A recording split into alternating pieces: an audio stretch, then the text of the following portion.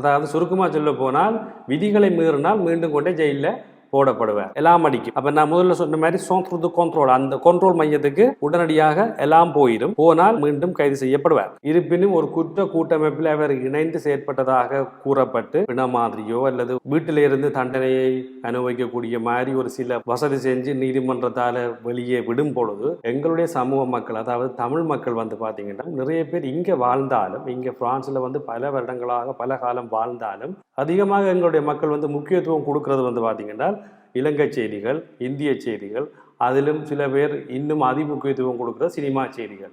உண்மையில பார்த்தீங்கன்னா நான் இதை உங்கள்கிட்ட கேட்கலாம், ஏன்டா எனக்கு உரிமை இருக்குது என்று நான் நினைக்கிறேன். காரணம் என்னென்றால் இப்போ தற்சமயம் வாழ்ந்து கொண்டு இருக்கிற நாட்டினுடைய அரசியல் நிலைமையும் பொருளாதாரம் இது சார்ந்த செய்திகளை நாங்கள் தெரிஞ்சு கொள்வது உண்மையிலே மிக மிக ஒரு முக்கியத்துவம் வாய்ந்தது. இங்கே ரொம்ப கொடூரமான ஆக்கள் போல இருக்குது. ஜோஜி பாருங்க, அது ஒரு விதமான மக்கள் கூட.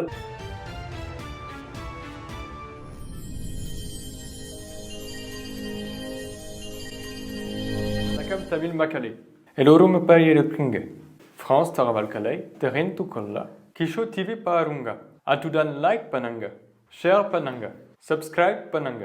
நன்றி, வணக்கம். வீட்டில இருந்து தண்டனையை அனுபவிக்கக்கூடிய மாதிரி ஒரு சில வசதி செஞ்சு நீதிமன்றத்தால வெளியே விடும் பொழுது பேச்சு வழக்கில் தமிழ்ல சொல்றது அந்த குற்றவாளிக்கு அல்லது அந்த நபருக்கு காப்படிச்சு விட்டுருக்கேன்னு பேச்சு வழக்கில் சொல்றது. அது ஒரு பிரசுவிலே எலக்ட்ரானிக். அதிகமான நபர்களுக்கு காலில் தான் போட்டு விடுறது, காலில் காப்படிக்கப்பட்டிருக்கு. அப்ப இந்த பிரசுவிலே பாருங்க, இதுல பக்கத்தில் உள்ள படத்துல பாத்தீங்கன்னா போச்சியது சுர்வையம் சொல்லி ஒன்று இருக்குது. அதாவது கண்காணிப்பு பெட்டி. அது என்ன செய்யும் என்றால் அந்த நபர்கிட்ட வீட்டிலேயே அது வைக்கப்பட்டிருக்கும். இது எப்படி செயல்படுது என்று சொன்னால், அதாவது இந்த கை காப்புன்றது பெரும்பாலும் நான் முதல்ல சொன்ன மாதிரி காலில் தான் இது போடப்படும். இந்த நபர் தங்க வேண்டிய இடம் நிர்மாணிக்கப்பட்டிருக்கும். அதாவது இவர் தன்னுடைய வீட்டு முகவரி என்று சொன்னா வீட்டை விட்டு அந்த ஒரு குறிப்பிட்ட தூரத்தை தவிர இவர் எங்கேயும் போக முடியாது. வெளியே